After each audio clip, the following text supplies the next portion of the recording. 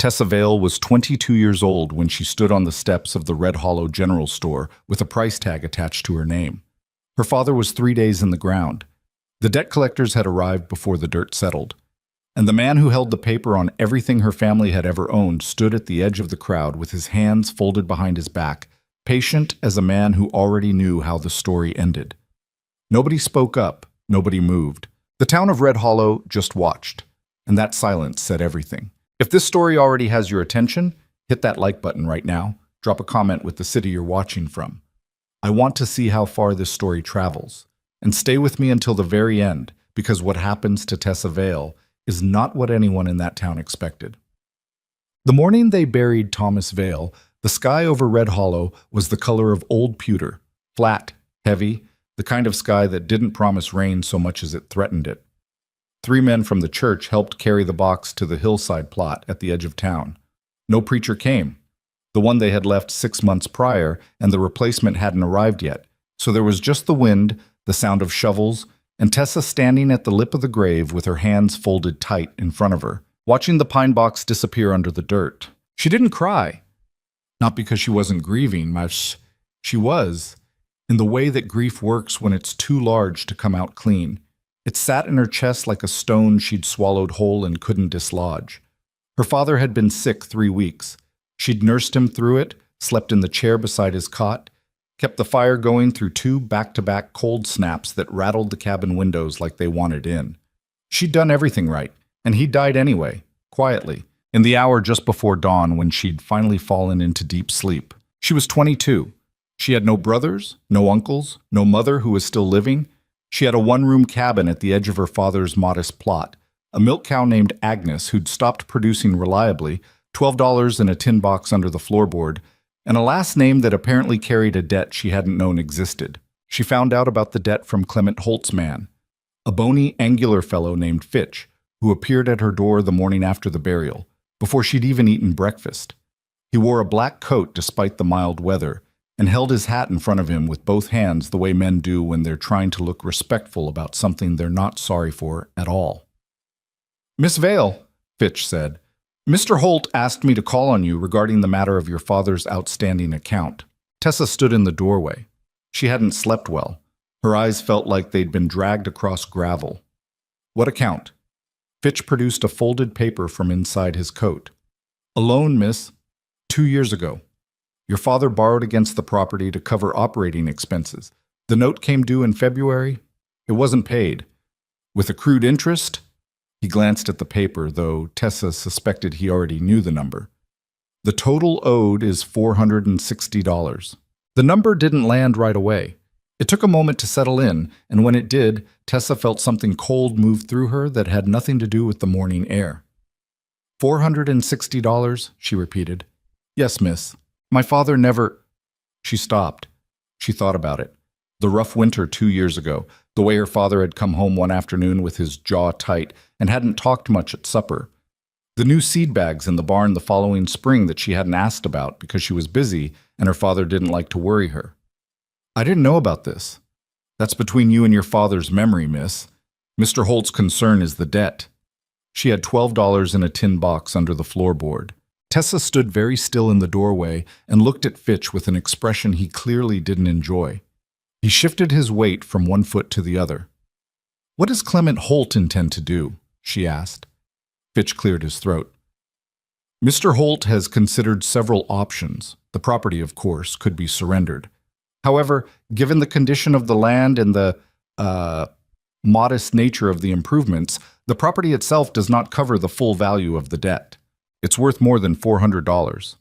Mr. Holt's assessment is whatever Mr. Holt decides it is, isn't it?"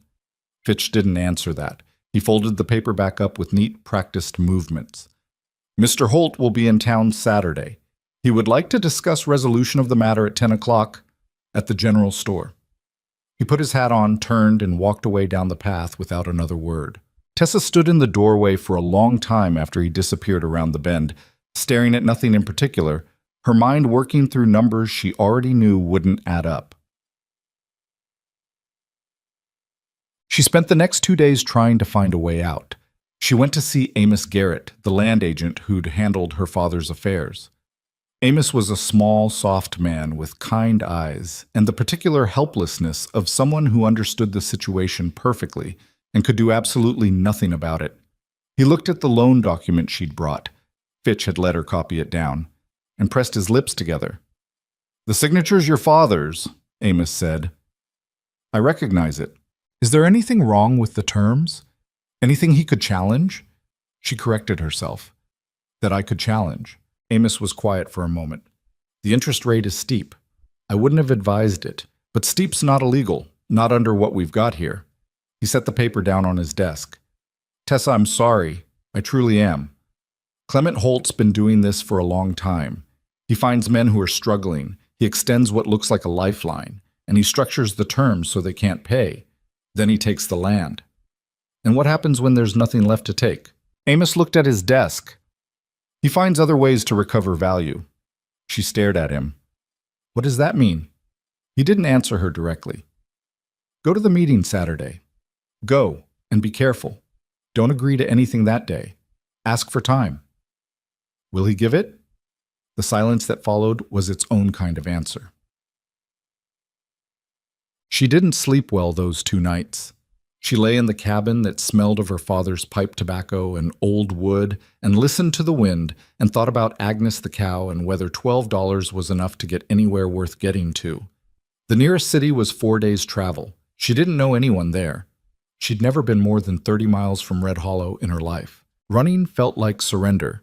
But she turned it over and over anyway, the way you turn a stone looking for something useful on the underside. Saturday morning, she put on her cleanest dress, dark blue wool, mended at the left cuff, braided her hair, and walked the 1.5 miles into Red Hollow, with her shoulders back and her face neutral. The town was small enough that everyone knew everyone else's business, which meant by the time she arrived, a fair number of people already knew why she was there. The general store occupied a wide, low building near the center of the main street, with a covered porch running its full length. Clement Holt was already there when she arrived, standing on the porch with 2 men flanking him and Fitch a step behind. Holt was a large man, not fat, but substantial, the kind of man who took up a room without trying. He had gray hair, a neat beard, and the easy posture of someone who expected the world to arrange itself around him, and generally found that it did. He looked at Tessa when she came up the steps and smiled the way people smile at things that are already theirs. "Miss Vale?" He gestured toward the door. "Come inside." The meeting was short, shorter than she'd expected, which turned out to be its own kind of horror. Holt laid out the situation in clear, almost pleasant language. The debt, the property's assessed value, the shortfall, and then he laid out what he called his proposed resolution. "Given the circumstances," he said, settling back in a chair that someone had placed for him specifically, "I'm prepared to offer a structured arrangement. Your labor, Miss Vale, domestic and otherwise, contracted for a period sufficient to repay the balance." Tessa kept her face still. "You want to contract my labor?" "For a fair term, determined by the debt. To you, or to a party of my choosing. I have associates who are always in need of capable household help." She understood then, with a cold, horrible clarity, exactly what Amos had meant. She looked at Holt and thought about the way he'd said associates, smooth, unhurried, like it was a perfectly ordinary word in a perfectly ordinary sentence. "And if I refuse?" she said. Holt smiled again. "Then I pursue the debt through the county court, and you lose the land outright, with no compensation, and you're left with nothing. At least this way the debt gets satisfied." He paused. "It's not a punishment, Miss Vale. It's practical." She asked for time. He told her she could have until Saturday next, 1 week. She walked home in the middle of the afternoon with the sun high and hard overhead and her hands balled at her sides. And she thought about the $12 in the tin box and how much a stagecoach ticket cost, and whether she could disappear fast enough that Holt's people wouldn't find her before she got somewhere he couldn't reach. She thought about it seriously. And then she thought about the land, 40 acres of it, her father's ground, the hill where she could see 3 counties on a clear day, the creek that ran clean in the spring, and something in her chest refused. It wasn't stubbornness exactly. It was something older than that, something she'd inherited from a man who'd worked that land until his hands bled and his lungs gave out and who'd died in a cot 3 feet from the stove he'd built with his own hands. She couldn't just walk away from it. She knew that wasn't rational. She knew it probably didn't matter in the end, but she couldn't make herself do it, so she stayed. And she spent the week looking for any other option she could find. There weren't many. She talked to the woman who ran the town's one boarding house, who listened with sympathy and told her she had no room and no way to pay, even if she did. She talked to 2 ranchers her father had done business with, men who shook their heads and wouldn't meet her eyes, because they knew Holt and they knew what knowing Holt cost. She wrote a letter to her father's older brother in Kansas and knew it wouldn't arrive in time to matter. By Thursday, she was out of ideas and nearly out of food, having spent most of the week too wound up to eat properly. She sat on the cabin steps in the late afternoon light and looked at the hill and felt the particular flatness that comes when you've been fighting hard and you've started to understand that fighting harder isn't going to change the outcome. She went to town Saturday because there was nowhere else to go. What she hadn't known, what nobody had told her, was what Clement Holt meant by a party of my choosing. The porch of the general store was crowded. Men she didn't fully recognize, men who'd ridden in from outside Red Hollow. Holt stood at the top of the steps with Fitch beside him, and there was a kind of energy in the crowd that Tessa didn't understand until she was already on the porch, and Holt was speaking to the assembled men in a voice meant to carry. "The debt is $460, he said. "The term of service will run until that amount is satisfied at a rate of $20 the month. Gentlemen, I'm prepared to accept bids on the contract." Tessa stood very still. Around her, the crowd shifted, shuffled. A few of the Red Hollow residents had drifted over. Women from the dry goods store across the street, a couple of men from the feed store. Nobody said anything. Several of them looked at the ground. She understood now this wasn't a meeting, this was an auction. She looked at Holt. He looked back at her with an expression that was almost apologetic. Not because he felt apologetic, but because he had a sense of theater. "This isn't legal," she said. Her voice came out steady, which surprised her. Inside, her pulse was hammering hard enough that she could feel it in her fingertips. "It's a labor contract, Miss Vale, entirely within the bounds of no court would call this. The nearest judge is 60 miles away, and he's occupied with considerably larger matters than a private debt arrangement." Holt smiled. "If you'd prefer the alternative, I can have my man file the property claim this afternoon." The crowd was watching. Some of the men bidding looked bored. They'd seen this kind of thing before, or they were the kind who didn't care. A few looked uncomfortable but stayed quiet, because getting involved with Clement Holt cost money and trouble that most people in Red Hollow couldn't afford. Tessa looked out at the faces. Some of them she'd known since she was a child. She looked at Ruth Acker, who'd given Tessa hard candy when she was 6 years old, and whose husband had borrowed money from Holt 2 years ago and lost his best 40 acres. Ruth Acker looked at the ground. The bidding started at $100. A man in a brown hat offered it. Another raised it to $150. There was a back and forth between 3 men she didn't recognize that pushed it toward $250. One of them, tall, narrow, with a smile she didn't like the shape of, raised it to $300 and seemed satisfied with himself. Tessa stood on the steps and felt something go very quiet inside her. Not calm, that wasn't the word. More like the particular stillness that comes when you stop expecting rescue and start calculating distance. She thought about what $300 bought. She thought about what $20 a month for over a year meant in terms of days and rooms, and the particular kind of man who bid on women's labor in a crowd and looked satisfied about it. She thought about her father's land sitting empty on the hill. The man in the brown hat bid $350. The narrow man came back with $400. There was a pause, the kind of pause that felt like it might be final. And then, from the back of the crowd, came a voice she didn't recognize. $460. It came out flat and unhurried, not loud but clear, the kind of voice that carried because the person using it wasn't trying particularly hard. The crowd shifted. Several men turned. A few stepped back, almost involuntarily, the way people move when they suddenly want more space between themselves and something. Tessa turned to look. The man stood at the edge of the crowd on horseback. He hadn't even dismounted, which in itself said something. He was broad across the shoulders, dressed in worn trail clothes, his hat pulled low. He had a scar that ran from below his left eye down along his jaw. Not fresh, old and settled. He was looking at Holt, not at her, with the expression of a man waiting for a transaction to conclude so he could move on to the next thing. She didn't know him, but the crowd did. She could tell by the way they'd gone still. Someone near her elbow, a man from the feed store, she thought, said it under his breath, barely loud enough to hear. Coulter Graves.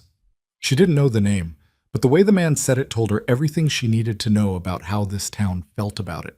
Holt stood at the top of the steps and looked out at Coulter Graves with an expression that was harder to read. Not afraid exactly. Holt wasn't a man who showed fear easily, but something more careful moved behind his eyes. He looked from Graves to Fitch and back to Graves. "Full amount?" Holt said. Graves looked at him. "You heard me." A pause. Holt glanced at the narrow man who had let his bid lapse without another word. Then Holt nodded, slow and deliberate. "Done," he said. Tessa stood on the steps of the general store in the thin September sunlight and understood, with a sinking, rolling clarity, that she had just been purchased by a stranger on horseback whom the entire town of Red Hollow appeared to be afraid of. She looked at Graves. He was looking at Holt still, pulling a document of some kind from his coat, the payment or something like it, and handing it to Fitch without ceremony. He had not looked at her once. That was somehow the most frightening part. The townspeople didn't exactly disperse. They rearranged, the way a crowd rearranges after the main event is done, milling, talking low, pretending to be about other business. Tessa stepped down from the porch and stood on the dusty street and thought about what you do when you have nowhere to be and someone just paid for the right to tell you where to go. Holt came off the porch and paused near her on his way to his horse. He leaned slightly toward her and said, quietly enough that no one else heard, "I'd have been kinder." She looked him in the eyes and didn't say anything because she didn't trust what might come out. He walked away. Coulter Graves dismounted and tied his horse to the hitching post and came toward her. Up close he was taller than she'd registered, and the scar was more evident. A pale ridge against weathered skin, shaped like something that had left a story behind it. He stopped a few feet away. He looked at her directly for the first time. His eyes were dark gray, the color of the sky that morning. His face gave very little away. "You're Tessa Vale," he said. "I am. I'm Graves. I have a ranch about 12 miles north. The work's hard and the place needs things it doesn't have. I'll tell you the rest on the way." He turned toward his horse. She didn't move immediately. "You haven't told me what the work is." He paused without turning around. "Cooking, keeping the house. Same as whatever Holt's people would have had you doing." "And when the debt's satisfied?" He turned his head to look at her over his shoulder. "You go where you want." She studied the back of his coat. There was a tear in it near the right shoulder, badly mended. The kind of mend that a man does himself in bad light. She didn't know why that detail lodged itself in her mind, but it did. Ruth Acker was watching from across the street. When Tessa looked at her, Ruth looked away quickly.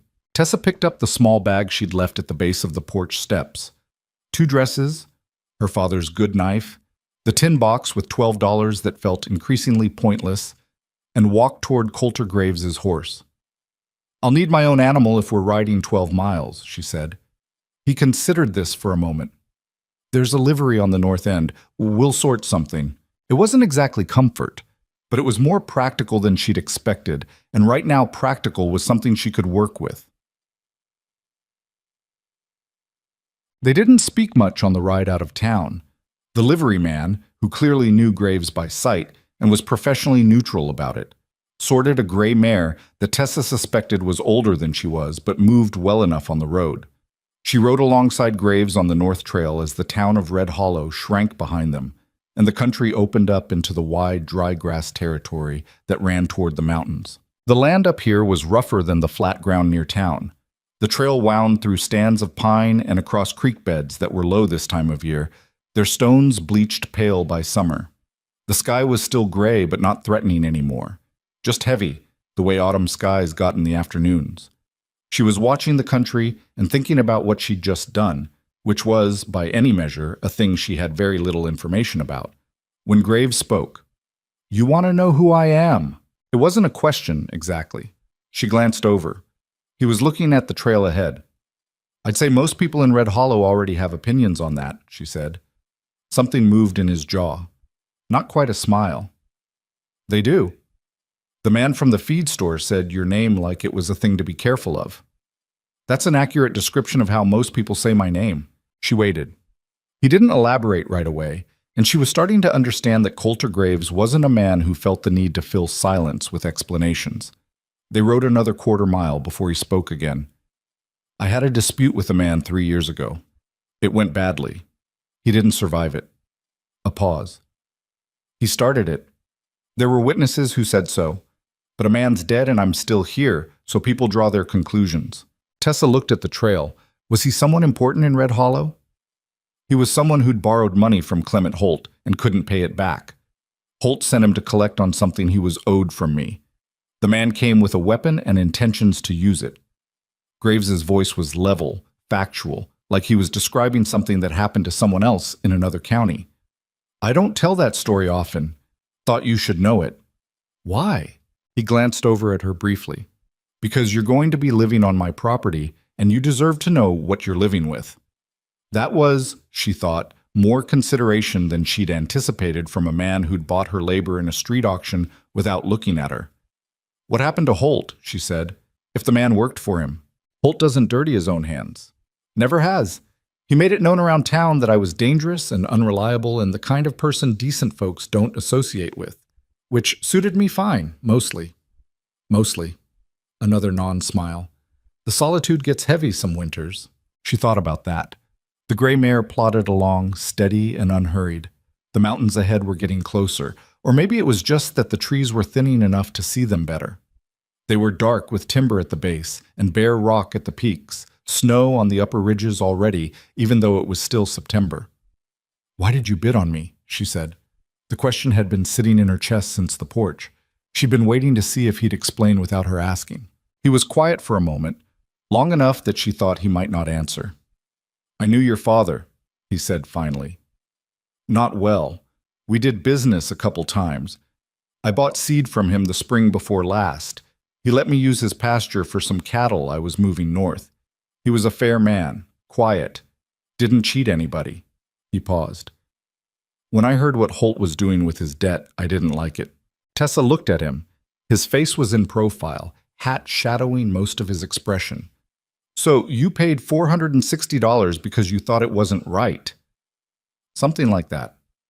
"That's a lot of money. I've got a lot of land and not a lot to spend it on." She let that sit. There were 100 other questions pressing up behind it, but she'd learned enough from a morning of hard news that there was value in not demanding everything at once. She looked at the trail ahead and let the quiet settle. She didn't trust him. That seemed like the sensible position. She'd known him approximately 2 hours and she knew essentially nothing beyond what he'd chosen to tell her, which was carefully limited. He was a man who'd killed someone, in whatever circumstances, and a man the whole town was nervous around, and a man who'd bid on her like a property transaction and then tried to explain it as something else. But he'd told her about the dead man voluntarily. He hadn't had to do that. He could have said nothing or said something vague and let her form her own impressions. He'd told her straight. That wasn't nothing. The ranch was about what she'd expected from the exterior. A main house that was functional but rough, a barn in better shape than the house, a bunkhouse that appeared empty, a smaller outbuilding she couldn't identify from the trail. The yard was clean, which told her Graves was organized even if he wasn't domestic. The fence lines were in good repair. The cattle she could see in the lower pasture looked healthy. He swung down off his horse at the gate and she dismounted behind him, stiff from the ride, her bag over her shoulder. He led both horses into the barn and she followed, partly because she didn't know where else to go, and partly because she was curious about the place. The barn was well kept, cleaner than the house she'd bet. Tools hung in order, hay stacked neat, 2 other horses in the stalls looking comfortable and well fed. "Bunkhouse is empty right now," he said, unsaddling his horse with quick, practiced movements. "I let my last hand go in July. Too expensive over winter. The house has a back room, small. It's yours." "You live alone out here?" she said. "Most of the time." She unsaddled the gray mare herself, which she could feel him notice without comment. "Good. She wasn't here to be waited on." "What do you actually need done?" she said, setting the saddle on the rack beside his. He ran a hand down his horse's neck, not looking at her. "The house is a mess. I've let things go. The root cellar needs organizing before winter. I've got stores in there that aren't in good order. There's mending, cleaning, a pause. I'm not much of a cook. What do you eat? Whatever I can make without burning it. He glanced over. So mostly burned things. It was the first thing he'd said that had any lightness in it. It surprised her into something close to a laugh. Not quite, but close. He looked away before she could be sure what his expression had been. I can cook, she said, and I can manage a house. That's not the problem. She turned to face him directly. The problem is, I'm here against my will under the terms of a debt I didn't create, and I need to know exactly what the terms are and what happens when they're satisfied. He turned to face her too. Straight on, which she appreciated. $20 a month, same as Holt said. $460 total, that's 23 months. Nearly 2 years. Nearly. She looked at him. He looked back. Neither of them was flinching. And you won't... She stopped. She needed to say it plainly. The terms are labor only. Something moved in his face. Not offense, exactly, but something older and more tired than offense. Yes, he said. The terms are labor only. You have a room. You have freedom to come and go on the property. You're not a prisoner. I don't operate that way. She studied him for another moment. His face was hard to read, but it wasn't actively hiding something the way Holt's face was. With Holt, there was always a sense of calculation behind the politeness, a sense of doors that didn't open all the way. Graves's face was more like a wall, not ornate, not deceptive, just solid and a little weathered. All right, she said. All right, he echoed, and turned back to the horse. The back room was small.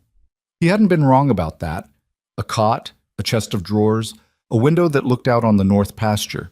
The walls needed whitewash and the floor needed sweeping, but it was private and it was hers, and that mattered more than she'd expected it to. She set her bag on the cot and sat down beside it, and looked out the window at the gray afternoon. The mountains were visible from here, closer now, large and quiet and permanent looking in a way that the rest of the day hadn't been. She looked at them for a long time. She thought about her father's cabin sitting empty on the hill above Red Hollow. She thought about Clement Holt and the particular satisfaction in his voice when he'd said I'd have been kinder. She thought about Ruth Acker looking at the ground. She thought about nearly 2 years. The door to the main room was open, and she could hear Graves moving around, stoking the stove from the sound of it, or doing something equally domestic and probably doing it badly. She could smell something that suggested his claim about burning things wasn't exaggerated. She stood up, smoothed her dress, and walked out to see what could be salvaged. The main room was a single large space, kitchen and living area combined, with a fireplace at the far end and a table that had clearly been used as a workbench as often as a dining surface. There were tools on it, an oil lamp that needed its glass cleaned, a stack of newspapers from 3 months ago. Graves was at the stove, staring at a pot with the expression of a man confronting something that wasn't cooperating. "What's in it?" Tessa said. He looked up. "Beans. I think they've been on too long." She crossed to the stove, looked in the pot, took the spoon from him without asking, and stirred. The beans were salvageable. She adjusted the heat, looked around the kitchen area for what was available, found a small piece of salt pork on the shelf, and reached for it. "May I?" He gestured, "Go ahead," and stepped back, apparently relieved to have someone take the problem off his hands. He sat down at the table and moved some of the tools aside. They ate beans and salt pork at the work table as the sun went down and the mountains went dark outside the window. They didn't talk much, just some. She was tired in the bone-deep way that grief and shock produce, and he seemed to understand this without being told. She appreciated the quiet. It was an easier quiet than she'd expected from a stranger. At some point he said, without preamble, "There's a padlock for your door." She looked up from her bowl. "On the inside," he said. "I'll find it in the morning." She held his gaze for a moment. Then she looked back down at her food. "Thank you," she said. He nodded and ate his beans. Outside, the wind picked up and rattled the window glass, and the fire in the stove popped and settled, and the mountains were invisible now, in the dark. Somewhere out in the pasture, an animal moved. One of his horses, or a nightbird, something alive in the cold air. Tessa scraped the last of the beans from her bowl and thought about tomorrow, which was the only thing worth thinking about when today had been as long as today had been. Tomorrow she'd look at the root cellar. Tomorrow she'd get the measure of the house and what it needed. Tomorrow she'd start.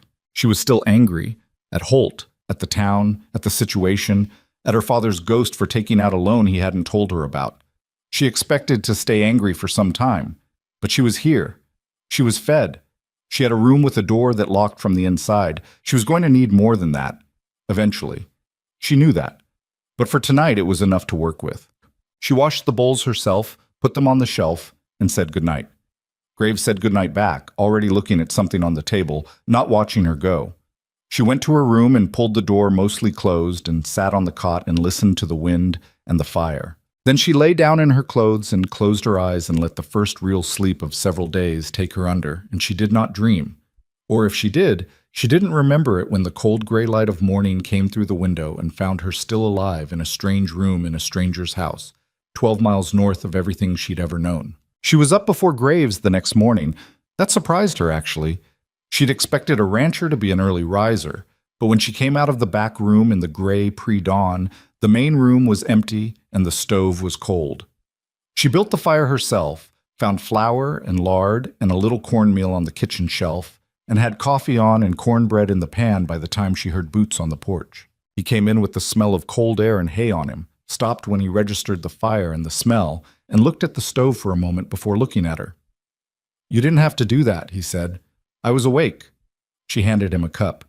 "That's what I'm here for, anyway." Something shifted in his face at that. Not quite discomfort, but something adjacent to it.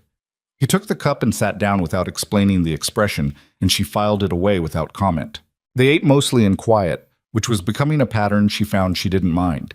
He wasn't the kind of man who talked to fill space. Neither, really, was she. Her father had been the same way. Long, comfortable silences at the supper table that her mother, before she died, used to try to break with questions neither of them were especially equipped to answer. She and her father had continued the silences after that, just the two of them, and it had felt like its own kind of language. She didn't let herself think too long about that. After breakfast, he went out to the cattle and she turned to the house, which needed more attention than one morning could fix, but she had to start somewhere. She found the padlock he'd mentioned. It was sitting on the chest of drawers in her room, which meant he'd found it in the night and put it there without waking her, which was something she noticed and chose not to say anything about. She installed it on the door herself, hammer and nail, working by feel. It wasn't elegant, but it held. The root cellar was worse than he'd made it sound.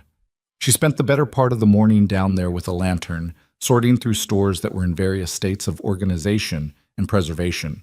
Some good, some questionable, a few that needed to go. She made a list on a scrap of paper she found on the kitchen shelf, things that needed replenishing before winter, things that could wait, things that were gone. When she came up out of the cellar with her skirt dusty and her hair loosened from the braid, Graves was crossing the yard from the barn and stopped when he saw the list in her hand. "That bad?" he said. "You're low on salt pork and you've got a sack of flour with something living in it." She handed him the list. "The rest is manageable." He looked at the list, folded it, and put it in his coat pocket. "I'll go to town Thursday." "I can go." He looked at her. "I know the general store," she said. "I know Marcy Pruitt who runs it, and she'll give me fair prices because she knew my father. You probably pay more than you need to because nobody there wants to give you a discount." He was quiet for a moment. She couldn't tell if he was considering the logic or deciding whether to be offended by it. "That's true," he said finally, which was more self-awareness than she'd expected. "So I'll go Thursday." "I'll come with you." "You don't have to." "I know I don't." He turned back toward the barn. "I'll come anyway." She watched him go and thought that arguing further would accomplish nothing, and also that there was probably a practical reason for it she didn't fully understand yet. The first week settled into a shape. She cooked, cleaned, organized. The house had good bones, solid construction, decent layout, but it was a space that had been lived in by a man alone for too long, and it showed in the specific ways that loneliness shows. The corner that accumulated things rather than being dealt with. The window that had been stuck since probably last spring and gone unfixed because there was no one to mention it. The single plate and single cup and single set of utensils that now looked strange against the two settings she'd started laying at the table. He noticed that. The first night she set two places, he'd stopped in the doorway and looked at the table. then sat down without saying anything. But she caught him looking at the two cups the way you look at something unfamiliar that you're trying to decide whether you like. She learned the geography of the ranch slowly and deliberately, the way she'd always learned new things, by walking it, paying attention, filing information in a mental map she could reference later. The north pasture where he ran most of the cattle. The east fence that needed one post replaced before winter hit. The creek that ran below the property line, seasonal, already running low. The small outbuilding she'd wondered about from the road turned out to be a smokehouse, not currently in use. She also learned the geography of the man, which was more complicated. He worked hard. That much was obvious from the first day. He was out before light and didn't come in until the work was done. Not until. He did things himself that most ranchers his size would have hired out, which explained the state of his finances well enough. Money that might have gone to help instead went to the land and the cattle and whatever else the ranch demanded. He wasn't reckless with it. He was just, she thought, the kind of person who found it difficult to let other people into the work. He talked to the horses in a way he didn't quite talk to people. She found this out one afternoon when she was hanging laundry on the line outside the barn and could hear him inside running through some quiet one-sided conversation with his mare that was more patient and direct than anything she'd heard him say to another human. She didn't remark on it, but she thought about it. The scar on his face, she'd stopped trying not to look at it, because trying not to look at something is its own kind of attention. He'd gotten it, she eventually worked out from context, in the same confrontation he'd told her about on the trail.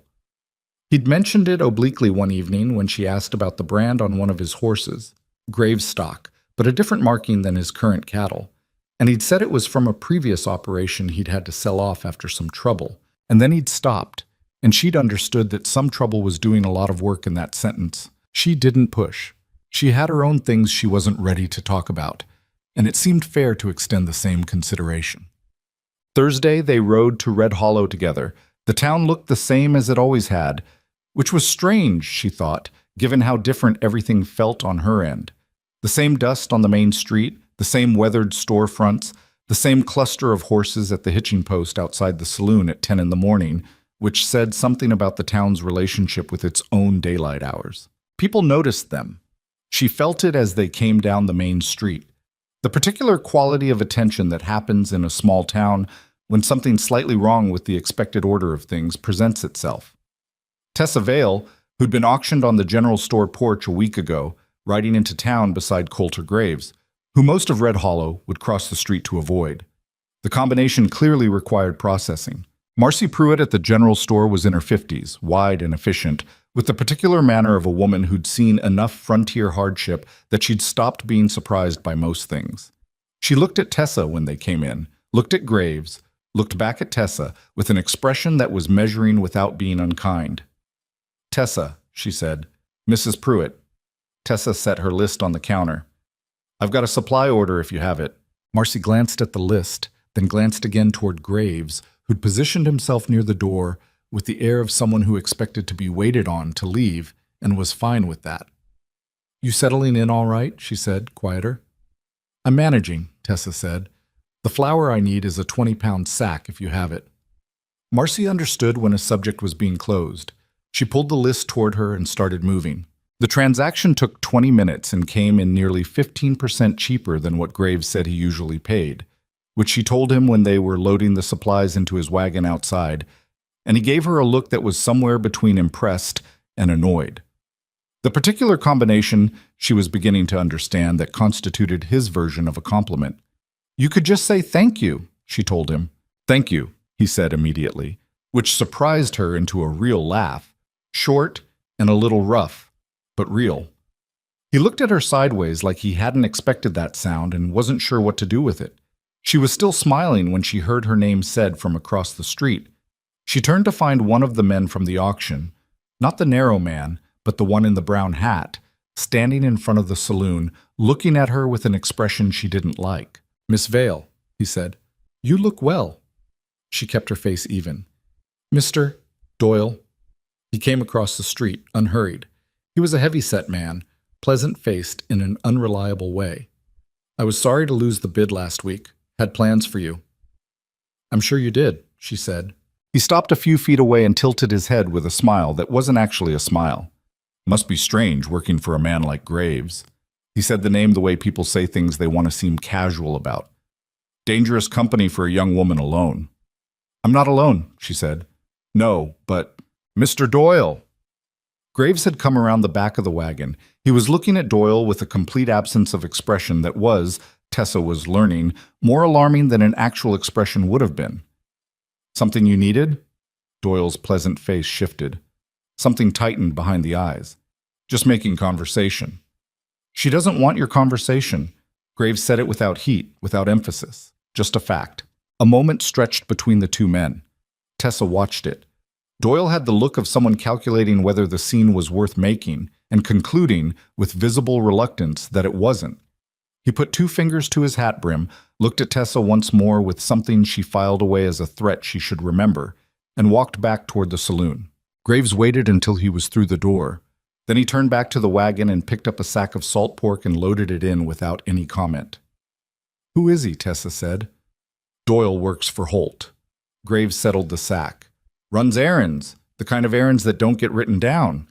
She looked at the saloon door. He was at the auction. He was there to make sure it went the way Holt wanted. He picked up the next sack. It didn't. She stood for a moment thinking about that. About what it meant that Holt had sent a man to the auction specifically. About what Holt had expected the outcome to be. Holt didn't want you to buy me, she said. It wasn't quite a question. Holt wanted someone manageable to win that bid. He didn't look up from the loading. I'm not manageable. She turned that over. Does that mean he's going to be a problem? Graves paused with a crate in his hands. He set it in the wagon bed and looked at her directly. He's already a problem. Has been for a while. He seemed to weigh something, then said, There are things going on with Holt that I've been watching for over a year. Things that go beyond your father's debt. I didn't want to get into it while you were still finding your footing. She looked at him steadily. I've found my footing. He searched her face for a moment. Whatever he was looking for, she held still enough to let him find it. Come Saturday evening, he said finally, I'll show you what I've got. Then, Saturday evening, he spread a map on the table, hand-drawn, detailed, marked with pencil notations she had to lean close to read, and began talking in a quiet, even voice that told her he'd been holding this in for a while and was relieved in some way to have someone to tell it to. Clement Holt owned 3 properties outright in Red Hollow proper and held notes on 11 others spread across the county. That alone wasn't unusual for a man of his means. What was unusual, what Graves had pieced together over 14 months of watching, listening, and comparing records at the county office whenever he had cause to be there, was the pattern underneath the numbers. These 4 ranches, Graves said, pointing to marks on the map, all foreclosed in the last 3 years.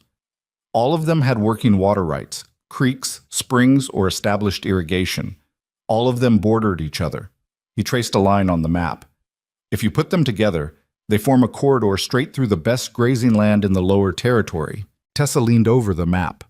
The pattern he was describing was visible once he'd pointed it out. 4 adjacent properties, each acquired through debt collection, stitching together like pieces of something larger. He's assembling something, she said. A land parcel big enough to sell to the railroad, Graves said. There's a survey team that's been through this territory twice in the last 2 years. Railway men, out of Denver. They want a route through the mountain passes. That corridor, he tapped the map, runs straight to the most viable pass in this part of the range. If Holt can deliver consolidated ownership to a railroad company, he walks away with more money than this whole county has seen since it was settled. She straightened and looked at him. The families he foreclosed on, did they know any of this? No. Why would they? To them, it was just bad luck and debt. Like my father. He met her eyes. Like your father. The fire in the stove had burned down to coals. The room was darker than it had been when they started, and neither of them had thought to light the lamp. She could see the map clearly enough still. The lines, the marks, the shape of what Holt was building underneath the appearance of normal commerce. The debt my father owed, she said slowly. Do you think Holt structured it deliberately? To get the property? Your father's land isn't in the corridor, Graves said, but it borders the northern edge of one parcel, that is. I think Holt was laying groundwork, expanding the buffer. She thought about Fitch appearing at her door the morning after the burial.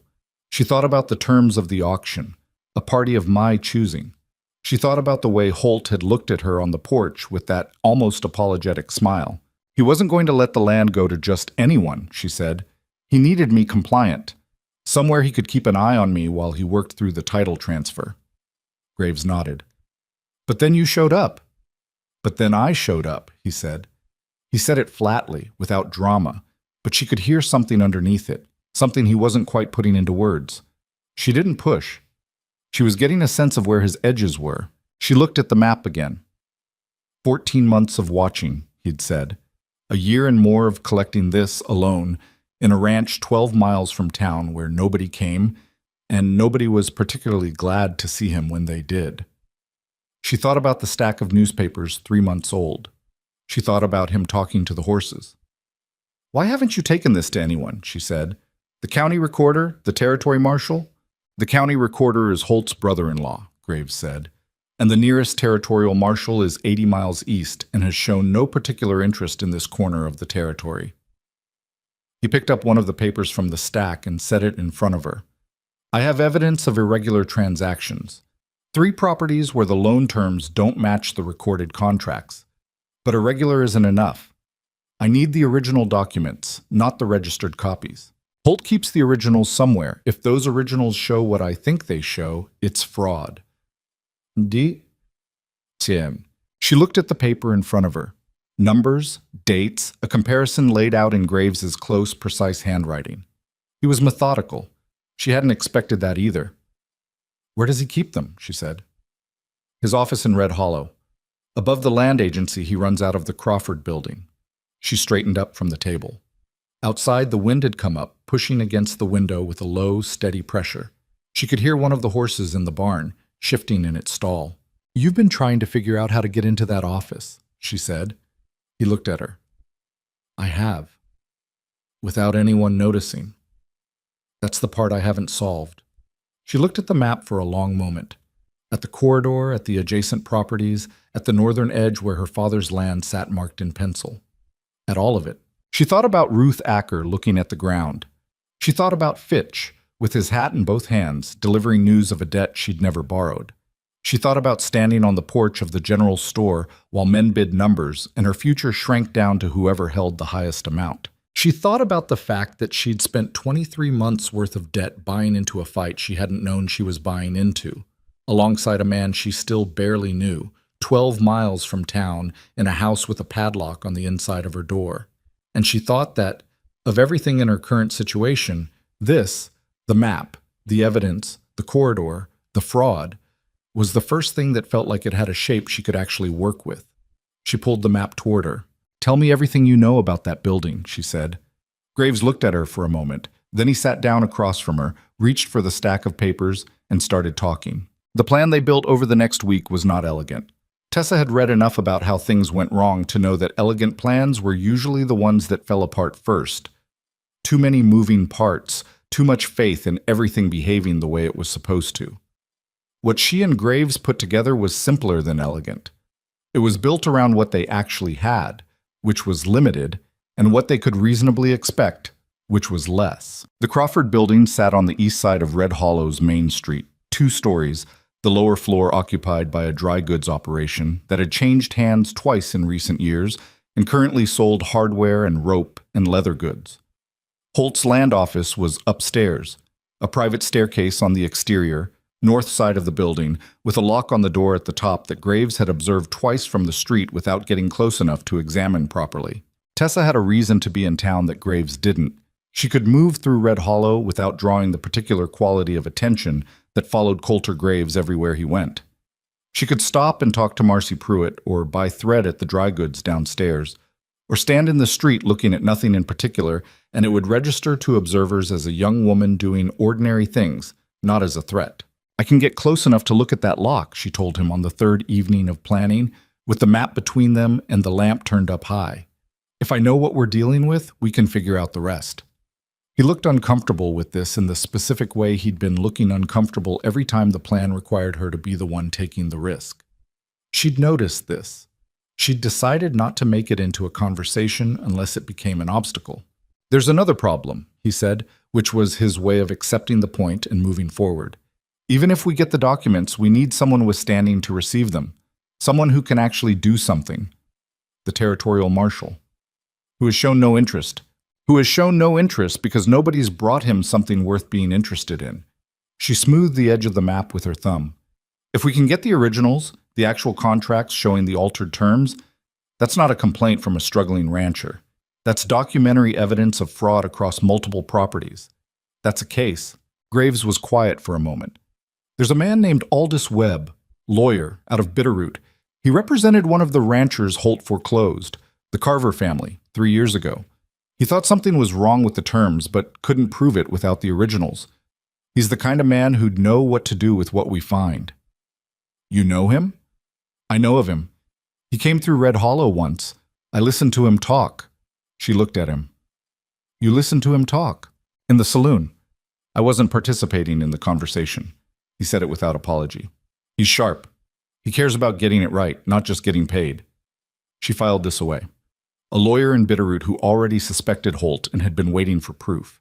A territorial marshal who needed something concrete before he'd act. The shape of a strategy was forming, not just getting the documents, but knowing exactly where they needed to go and in what order. All right, she said. I go to town Monday. I look at the lock. I come back and we figure out the next step. He looked at the map, not at her. I don't like you going alone. I know you don't. Doyle's in town most days. If he sees you near that building, he'll see a woman who lives on a ranch 12 miles out coming to buy supplies. She kept her voice patient. Doyle is unpleasant, but he's not stupid enough to grab a woman off the main street in daylight. That's exactly the kind of attention Holt doesn't want. Graves said nothing. His jaw was set in the particular way it got when he'd decided she was right about something and was finishing up being unhappy about it. I'll be careful, she said. You'll come back by midday. I'll come back by midday, she agreed. Well, Monday morning was cold, the first real cold of the season, the kind that came down from the mountain passes and didn't apologize for itself.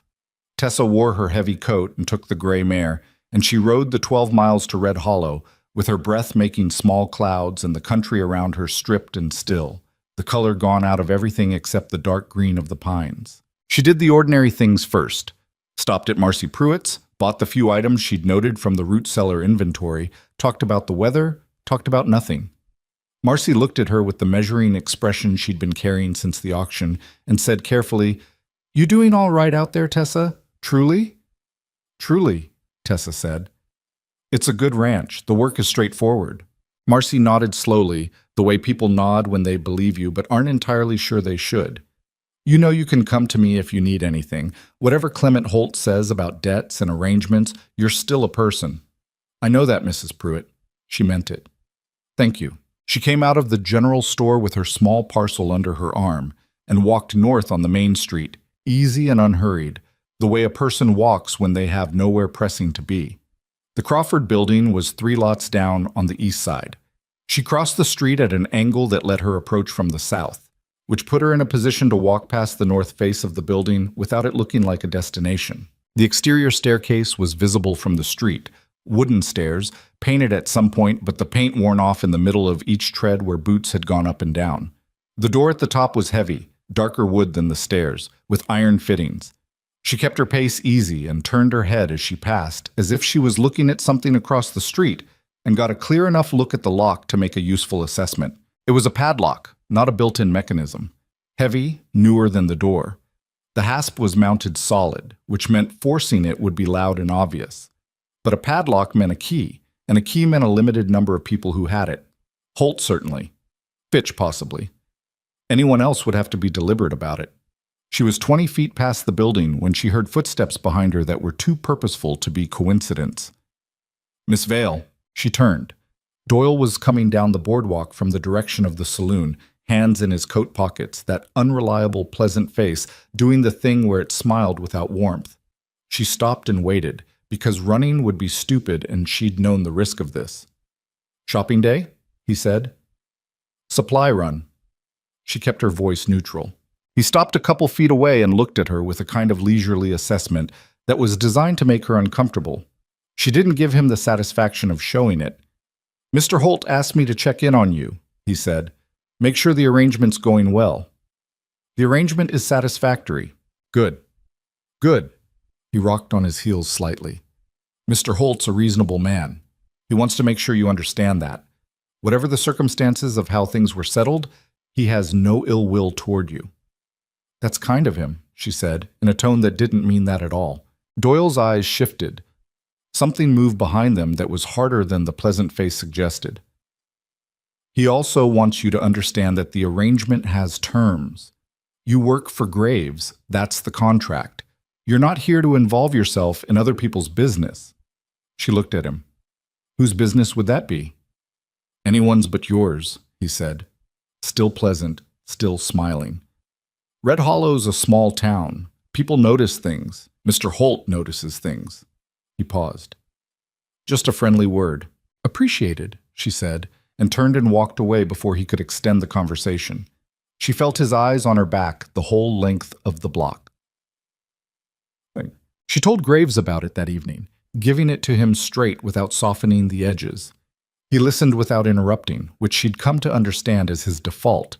He processed before he responded, which was occasionally maddening but mostly useful. He knows something, Graves said when she finished. He suspects something. There's a difference. She pulled off her coat and hung it by the door. He knows I went to town. He knows I walked past the Crawford building, maybe. Or Holt told him to deliver that message to me on general principle because he doesn't like the idea of me getting comfortable. Either way, we don't have as much time as I thought. He was at the table with the map, and he'd added marks to it since morning.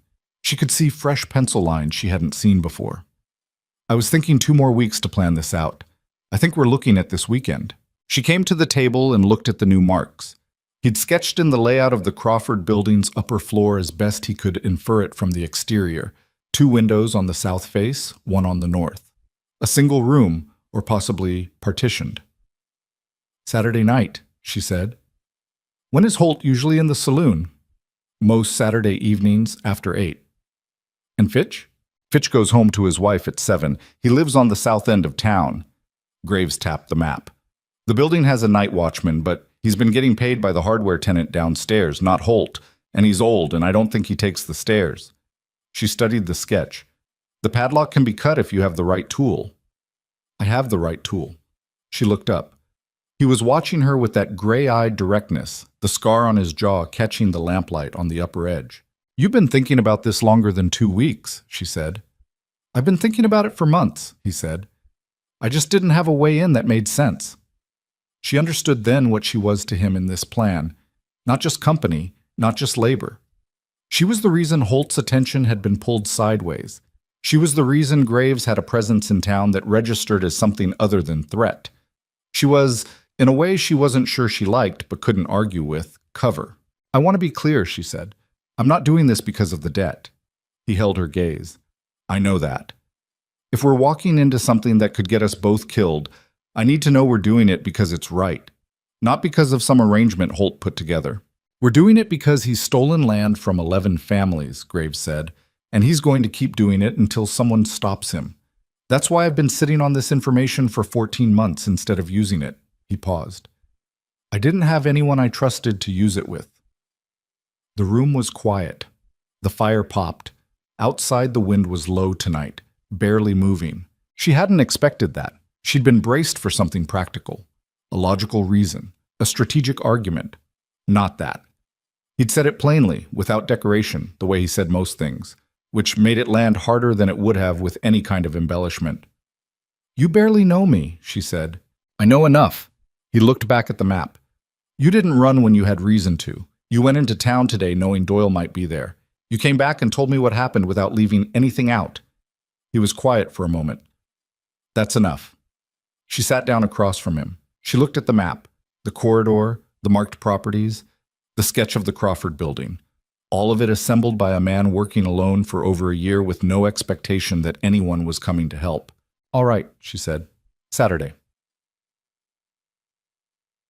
They spent the days between preparing with the particular focus of people who've moved past debate and into execution. Graves sourced a bolt cutter from a ranch supply contact 2 towns over, paying in cash, and returned with it wrapped in canvas and stowed in the barn without explanation. Tessa thought through what she knew about the Crawford Building's neighborhood, who lived nearby, what hours the adjacent businesses kept, whether there were dogs. There were 2 dogs, both kept by the barber on the south corner, but they were indoor animals and unlikely to set off for something on the opposite end of the block. She also, in the evenings, worked on the things she'd been quietly working on since Graves had laid out the evidence on the table, a letter to Aldous Webb in Bitterroot. She wrote it carefully, in language that was specific enough to establish credibility, but not so specific that the letter itself became evidence against them if it went wrong. She told him that documentary proof of altered loan terms existed across multiple foreclosures, that the originals were accessible, and that if he was prepared to act, she'd have them in his hands within a fortnight. She didn't sign it with her name. She signed it a concerned party with means to deliver. She gave it to Graves and asked if he thought it was right. He read it twice. "It's right," he said. "I'll get someone to carry it Wednesday." "Who?" "There's a freight driver who passes through heading east. He owes me a favor." He handed the letter back. "He doesn't need to know what's in it." She addressed the envelope. It wasn't a guarantee. Webb might not receive it in time, might not act on it quickly enough, might not turn out to be the man Graves believed him to be. But the letter was a thread she was pulling before they kicked the hornet's nest, because once they'd taken those documents, Holt would know almost immediately that something was wrong, and they would need things already moving before he could respond. Thursday night, 2 days before, she woke at some point in the small hours to the sound of a horse in the yard. She sat up in the dark, hand on the edge of the cot, listening. A single horse, moving at a walk, coming in from the south trail. Not Graves. She could hear him in the main room a moment later, his boots on the floor, the quiet knock of the rifle he kept by the door being lifted. She got up, wrapped her coat over her nightclothes, and came to the doorway. Graves was at the window, rifle in hand, looking out. His face in the low light was absolutely still, the look of a man who'd been through enough bad situations to have stopped his own fear response somewhere along the way. "Who is it?" she said quietly. "Can't see yet." A pause. Then something shifted in his face, not relaxation, but a downgrade in alert. "It's Harlan, old rancher, borders me on the east." He went to the door and opened it. The man who came in out of the cold was in his 60s, lean, with a frost-burned face, and the uneven gait of someone who'd broken something once and healed it crooked. He looked at Tessa in her coat with the flat acknowledgement of a man who'd given up being surprised by much. "Coulter," he said. "Sorry for the hour." "Harlan," Graves stepped aside. "Come in." The old man sat at the table and accepted a cup of coffee that Tessa made quickly while the 2 men talked. What Harlan had come to say, in his unhurried and unsentimental way, was this. Clement Holt had sent Doyle and 2 other men to visit 3 ranchers in the area earlier that week, ranchers who'd had dealings with Graves. The visits had been polite. Doyle was always polite. But the message was clear enough. Holt was asking questions about what Graves had been up to, what his financial situation was, whether anyone had heard anything unusual about his movements. "He's checking his edges," Harlan said. Something spooked him. Tessa thought about Doyle on the boardwalk. Mr. Holt notices things. "How many people did Doyle talk to?" Graves said. 3 that I know of. There might be others." "What did they say?" Harlan looked into his coffee. "Hodge and his boy didn't say much. They're scared of Holt, and they're not going to cross him. But Pete Calloway told Doyle to get off his land." A pause. "Pete also told me to tell you that if something's happening, he wants to know. His brother lost 60 acres to Holt 2 years ago." Graves and Tessa looked at each other across the table. She thought about what Graves had said in the beginning, that he'd been doing this alone because he had no one to trust. And here was an old rancher who'd ridden in the dark to warn them. Here was a name she hadn't had before, Pete Calloway, whose brother had lost 60 acres. A man angry enough to turn Doyle away from his gate, and then send word rather than go quiet. Graves was doing the same calculation. She could see it. "Tell Pete," he said slowly, "that something is happening, and that if he knows anyone else who's lost land to Holt and still has a reason to be angry about it, I'd like to talk to them." Harlan looked at him for a long moment. "You're building something." "I'm trying to." The old man finished his coffee and set the cup down and stood up, joints audible about it. He put his hat on. "Pete won't be the only one," he said. "Holt's been squeezing this county for 5 years. He's made a lot of enemies. He looked at Tessa with a directness she hadn't expected. You're the Vale girl, Tom's daughter. I am. He nodded once, like that settled something for him. Tom Vale was a good man. Didn't deserve what happened to him. He pulled his coat tight. You watch yourselves Saturday. He was out the door before either of them could ask how he knew about Saturday. Graves closed the door behind him and turned around. Tessa was still at the table, her hands wrapped around her own cup, looking at the space where Harlan had been sitting. He knew, she said. He's been around long enough to read a situation. Graves set the rifle back by the door. It doesn't change the plan. No, she said. It changes the scope. He looked at her. We get the documents, she said, and then we don't just send them to Webb. We bring them to every rancher in this county who Holt's ever wronged, and we let them see what's been done to them, in writing, in Holt's own hand. She set her cup down. A marshal is one thing. A whole territory that's seen the evidence with their own eyes is something else entirely. Graves stood by the door in the low light and looked at her for a long moment.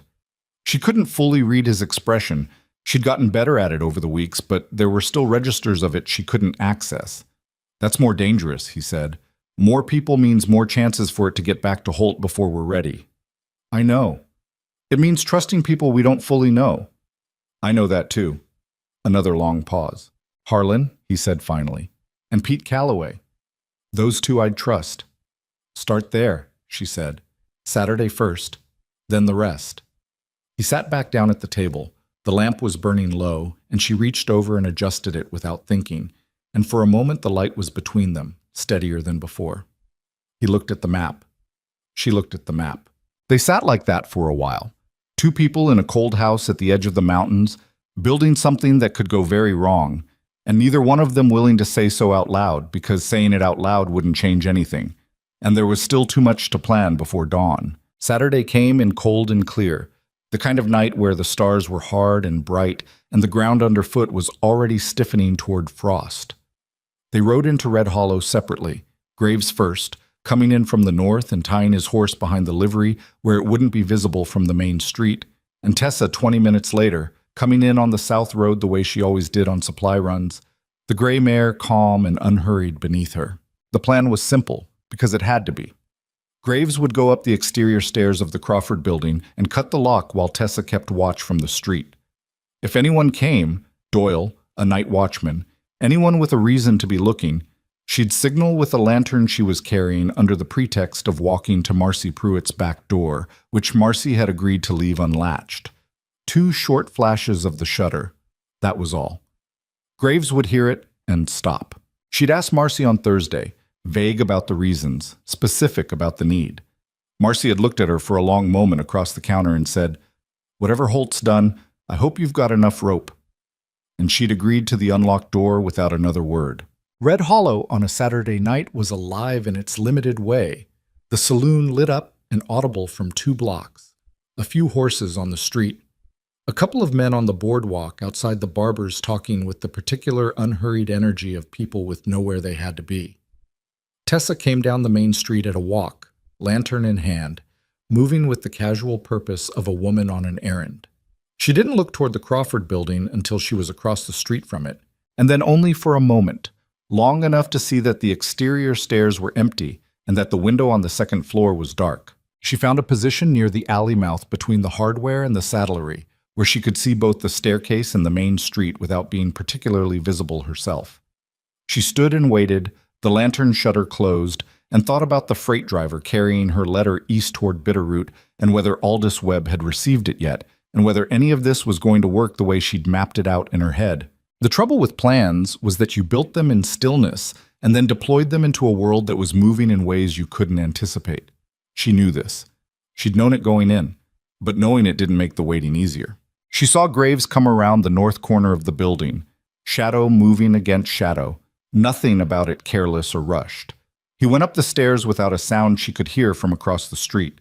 She watched the main street. A man came out of the saloon, stood on the steps, looked up at the sky, went back inside. A horse shifted at the hitching post. 2 minutes passed. 3. Then the faint, barely there sound of a lock giving way, and a door opening, and nothing after that but quiet. She breathed. She kept her eyes on the street and let 7 minutes go by. The longest 7 minutes she'd spent in some time, before she saw movement at the top of the stairs again. Graves came down steadily, something tucked under his coat, and crossed the street without hurrying and came into the alley beside her. "Got them," he said quietly. She felt something loosen in her chest that she hadn't fully acknowledged was tight. "All of it?" "Enough. 3 original contracts with alterations I can see with the naked eye. A ledger with property notations that don't match the registered records. And a letter." He paused. "From a man in Denver, railroad man, the name on it. I've seen it on that survey team's reports. He's been in correspondence with Holt for 8 months about the land corridor." She stared at him in the dark. "That ties it together." "That ties it together with a bow," he said. "If Webb sees this letter alongside the contracts, Holt can't claim ignorance about the purpose of any of it." They walked back to the horses separately, same way they'd come in, and rode out of Red Hollow into the cold dark without incident. Tessa didn't let herself feel relieved yet. She'd learned from the week's worth of planning that relief was a thing you saved for when the whole job was finished, not a step in the middle. But she held the knowledge of what was under Graves's coat and felt something close to resolve settle into her spine. The following 3 days moved fast.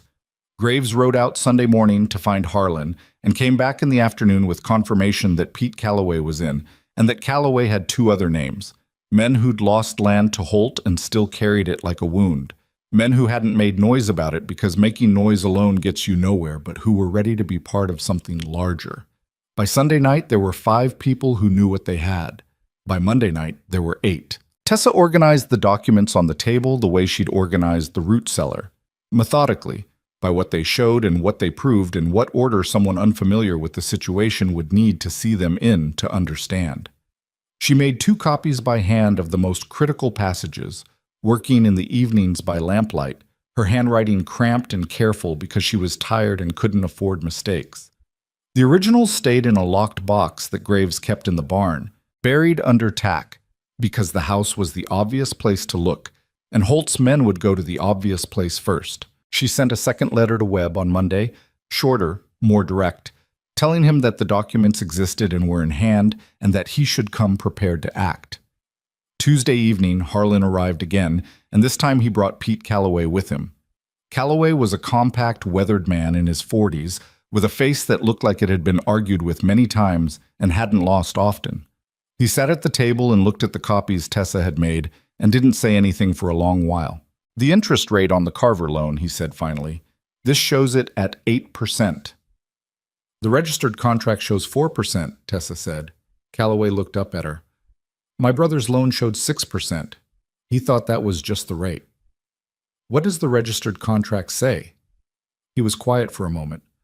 "I don't know. He didn't look at the registered contract. He trusted what Holt put in front of him." The words sat on the table between them. Graves said nothing, which was the right thing to say. Calloway folded the copies carefully, the way a man handles something he intends to keep, and put them inside his coat. "What do you need from me?" "When Webb gets here," Graves said, "we're going to need people to stand behind this in public. Not just witnesses for a legal proceeding, people who'll say in front of the whole town what Holt did, and that they know it, and they're not afraid of him anymore." Calloway looked at him steadily. "You know what happens when Holt feels cornered?" "I expect he'll send men," Graves said. "Yes. So we need people who can handle that too." "That would help?" Calloway pulled at the edge of his coat, settling it. "I know 7 men in this county who lost land or money to Holt and aren't the kind to go quiet if asked to stand up." He looked at Tessa. "And I'd guess some of their wives aren't either." She looked back at him. "I'd guess right?" He left with Harlan an hour later, and Graves closed the door and stood looking at it for a moment after they were gone, and Tessa thought she could see the particular expression of a man who'd spent a long time being alone in a fight and was having to recalibrate what it felt like to not be. Aldous Webb arrived Thursday, 2 days earlier than she'd hoped, which meant the letter had reached him faster than expected, which meant he'd been ready and waiting for exactly this kind of contact. He was younger than she'd pictured from Graves's description, 40, maybe, with an unhurried manner and eyes that moved over a room the way a careful reader moves over a page, taking everything in and filing it. He came to the ranch directly, which meant someone in Red Hollow had pointed him north, which meant his presence was known. She told Graves this as Webb was reading through the documents at the table, and Graves nodded and said he'd expected as much. Webb read everything twice.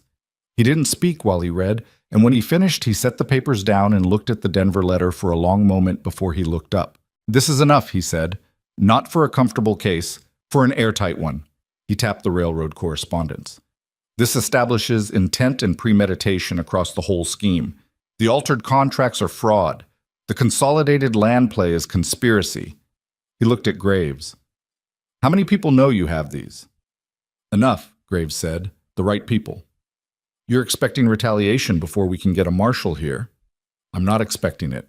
I'm planning for it." Webb studied him. "How long have you been sitting on this?" 14 months? The lawyer exhaled slowly. "That's patience."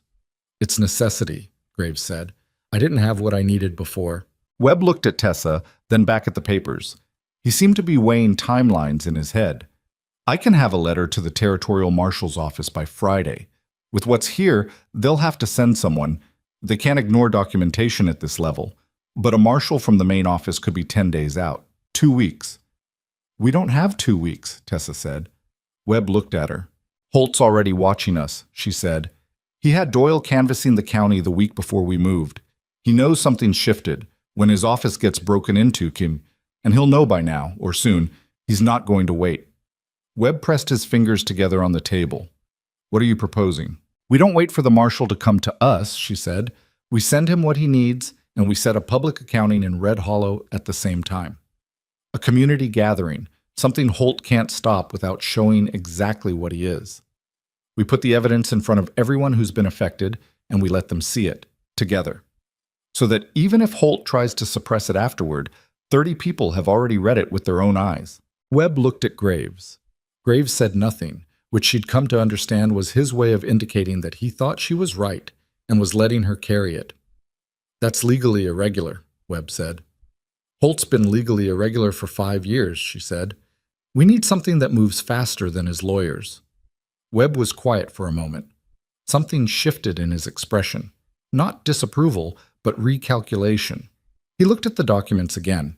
"If you can get the people in one place," he said slowly, "and I present the evidence with proper legal framing, the altered documents, the railroad correspondence, it becomes a public record. Multiple witnesses. Simultaneously."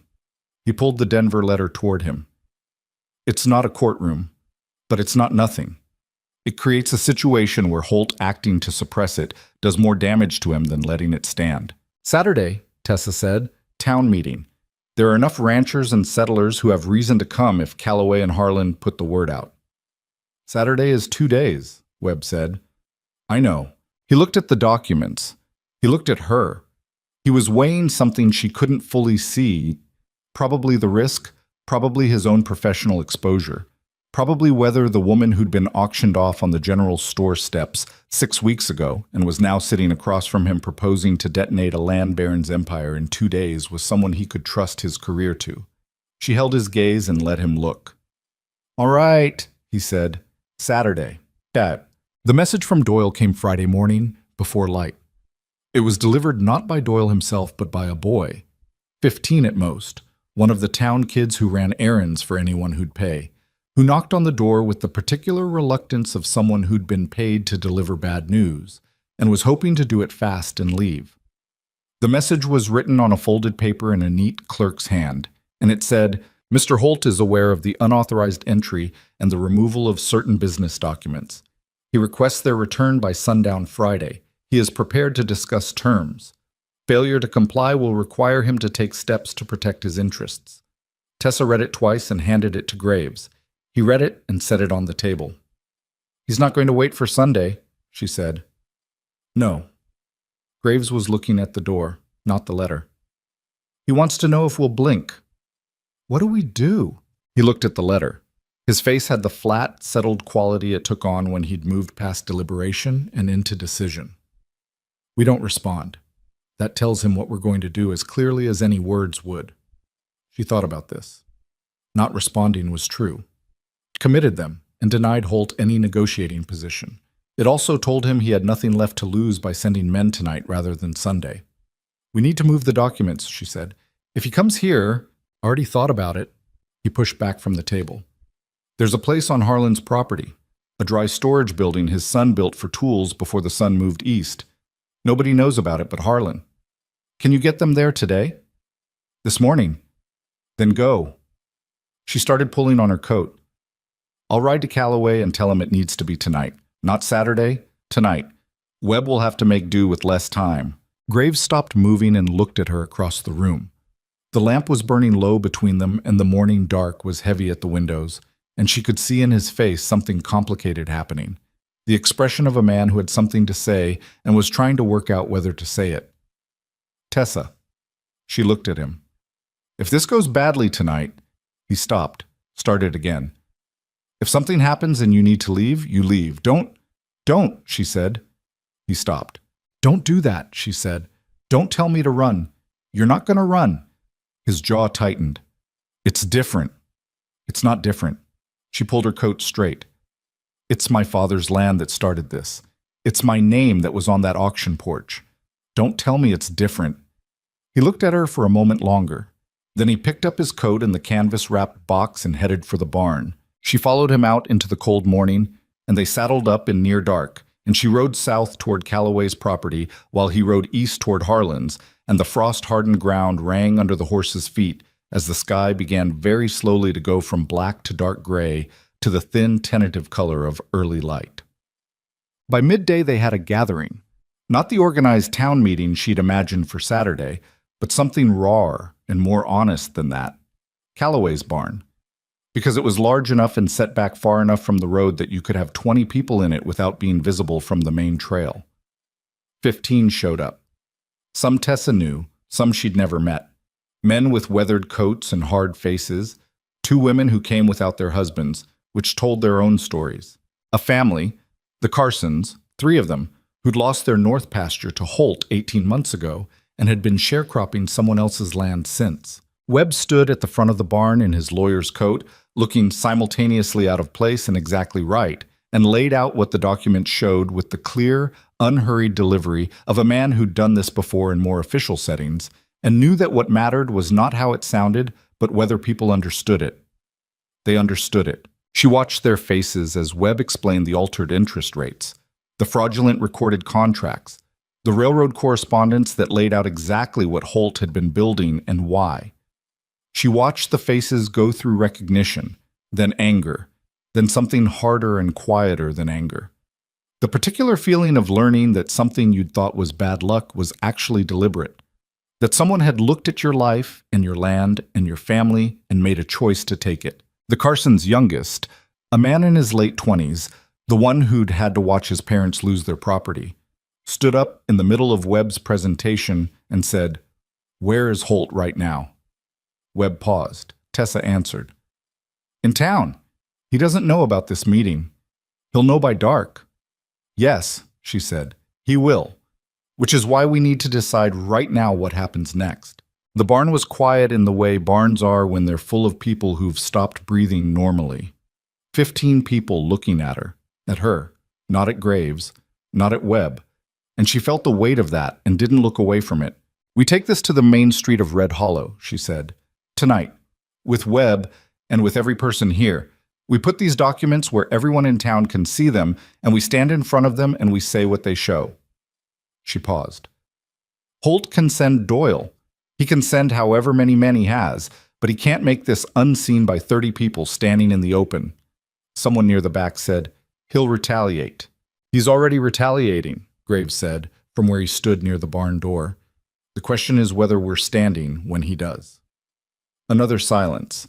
Then Calloway, who hadn't spoken since Webb started talking, stood up from the hay bale he'd been sitting on and said, "I've got a rifle and I know 3 other men here who do."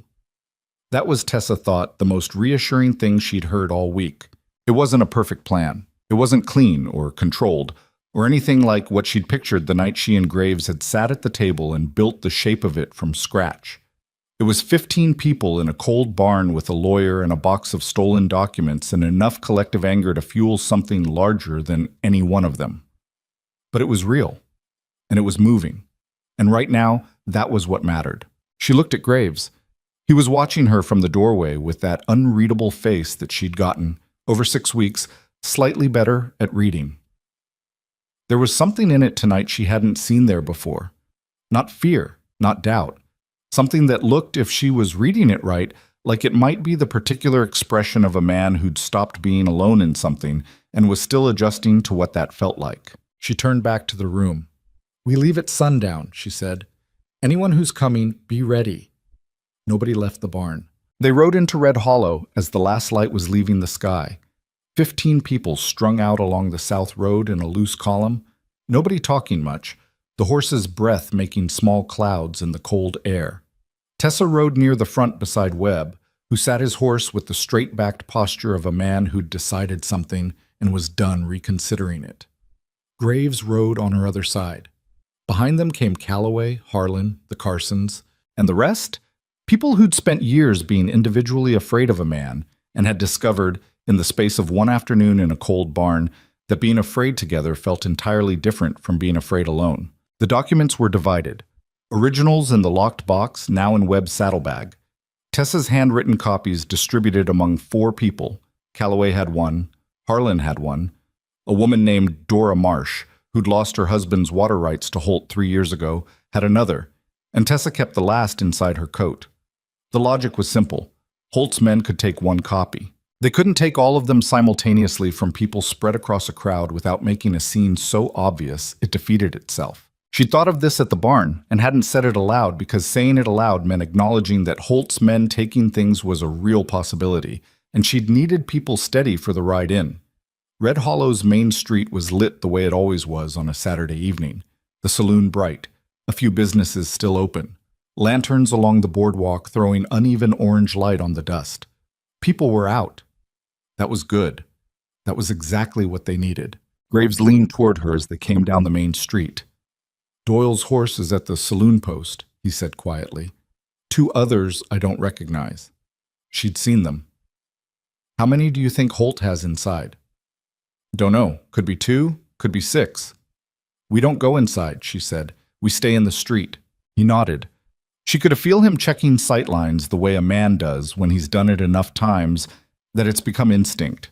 Where the light was, where the shadows were, where a person would go if they needed cover quickly. She pulled her horse up in front of the general store and dismounted. The others spread along the street behind her, and the sight of 15 people riding in together at dusk on a Friday was unusual enough that the few townsfolk on the boardwalk stopped moving and looked. Marcy Pruitt came out of her store before Tessa could knock.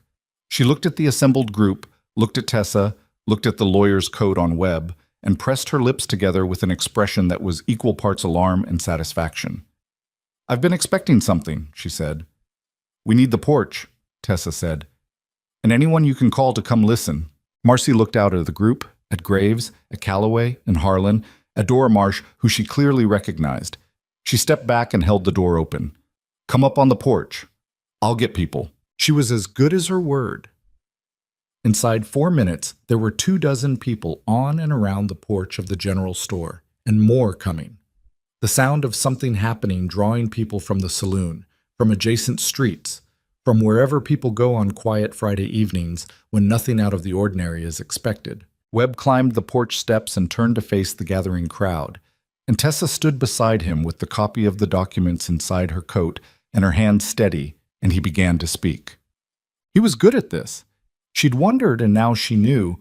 He had the kind of voice that didn't need to be loud to carry, and he built the explanation the way a good carpenter builds a frame, one piece at a time, each one fitting to the last, so that by the time he'd finished, you could see the whole structure clearly and understand why it held together. He explained the loans, the altered terms, the systematic way properties had been identified, burdened with impossible debt, and absorbed.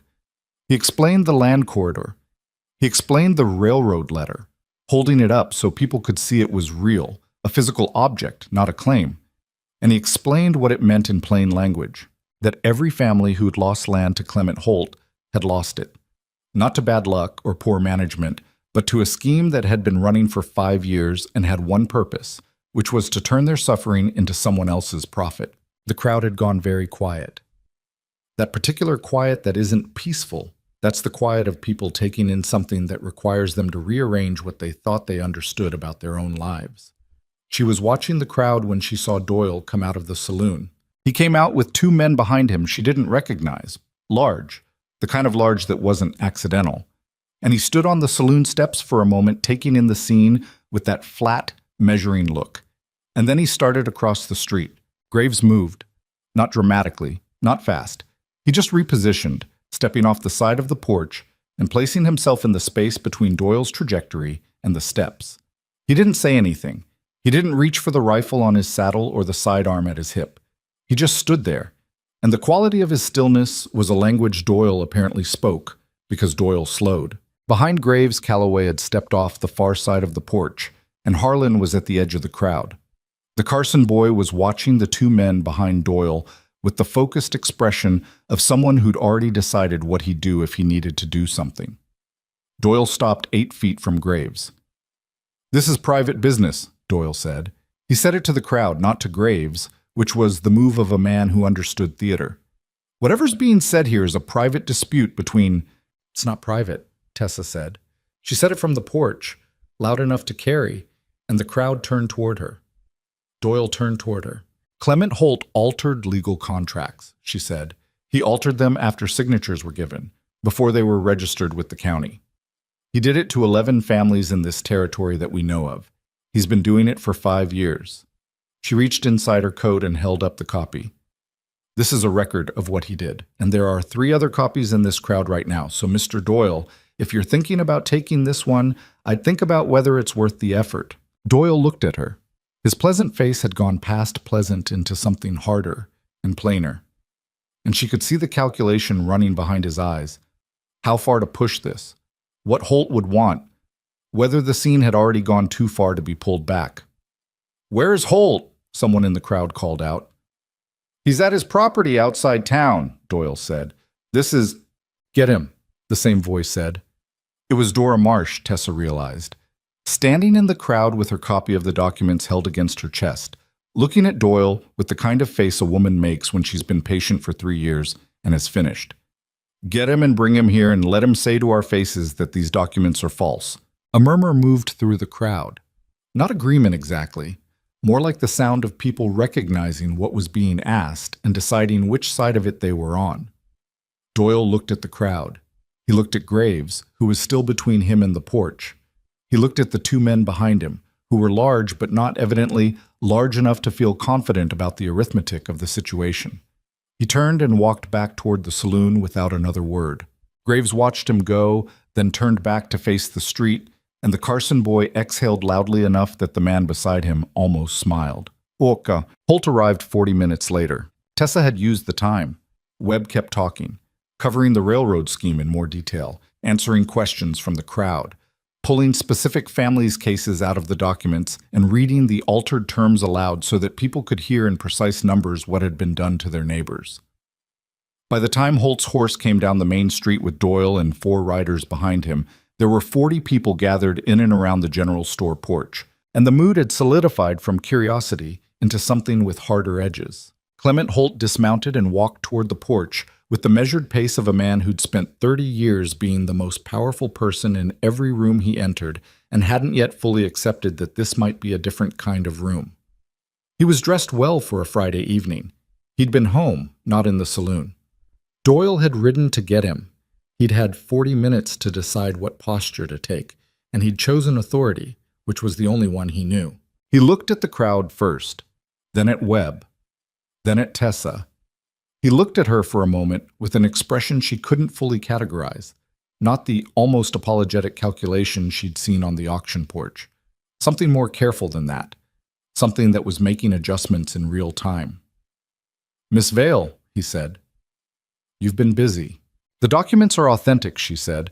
"Mr. Webb is a licensed attorney, and he's prepared to testify to that under oath. The copies in this crowd are accurate transcriptions of the originals. You can dispute that in court." "There's no need for—" "6 weeks ago," she said, and her voice was steady, which she was concentrating on, "you stood on this porch and auctioned me to repay a debt my father borrowed without my knowledge. You structured that debt so he couldn't pay it. You did the same thing to 11 other families in this county. She paused. I want you to say that's not true. In front of these people. Right now. Holt looked at the crowd. 40 faces. People he'd done business with, people he'd lent money to, people who'd been careful around him for years the way you're careful around something with teeth. He looked at them and he read them the way a man like him learned to read crowds early, for which way they'd move, for whether they were manageable. What he saw, apparently, was that they weren't. His jaw tightened. It was the first thing she'd seen move in his face. This is a manipulation, he said. These documents have been tampered with. By whom? Webb said, from the steps above him. The alterations are in the same ink and handwriting as your own signature on each contract. I've compared them. I'll put that comparison in front of any court in this territory. You have no standing here. I have a letter of authority from the territorial bar, Webb said, and I have a formal complaint filed with the territorial marshal's office as of 2 days ago. He reached into his coat and produced a folded paper. They're sending someone. Should be here within the week. Holt looked at the paper. He didn't reach for it. The crowd was very still. The kind of still that happens when something is over and everyone can feel it, but no one has said it yet. It was Ruth Acker who said it in the end. She'd been at the edge of the crowd the whole time, and Tessa had seen her there and had thought about that morning weeks ago when she'd stood on the auction porch and Ruth had looked at the ground. Ruth Acker stepped forward now, not dramatically, just forward, and said in a voice that was quiet but clear, My husband's 40 acres, the north pasture he lost 2 years ago. Was it in the documents? Webb looked at the papers in his hand. North pasture, Acker property, cross-referenced against the Carson land on the western border? Yes. It's here, Webb said. Ruth Acker nodded slowly. She looked at Holt with an expression that wasn't rage. She was past rage, into something more permanent. I looked at the ground, she said, to no one in particular. When they were selling that girl on this porch, I looked at the ground because I was afraid. She looked at Tessa. I'm sorry for that. Tessa couldn't speak for a moment. She hadn't expected this. She hadn't planned for it. It hit her somewhere old and unguarded. It's all right, she said. Her voice was rougher than she wanted it to be. It's not, Ruth said. But we're here now. Holt's 4 riders had held their position in the street.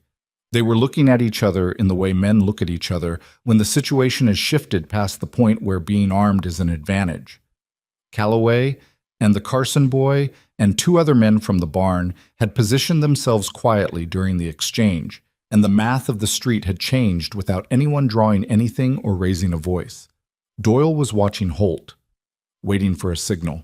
Holt stood in the dust of the main street of Red Hollow and looked at his riders and looked at the crowd and looked at Webb's folded letter and made the calculation that a man like him makes when he's finally, genuinely cornered, not by force, which could be met with force, but by the thing that can't be pushed back. 40 people who know the truth and have already decided not to be afraid of it anymore. He didn't collapse.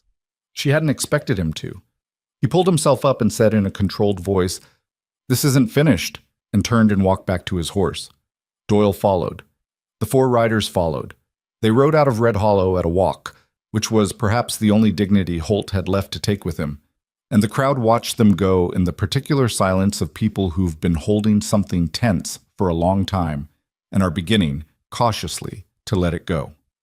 The territorial marshal arrived 9 days later, not 1 marshal but 2, with a deputy, which told Tessa that Webb's filing had been taken seriously.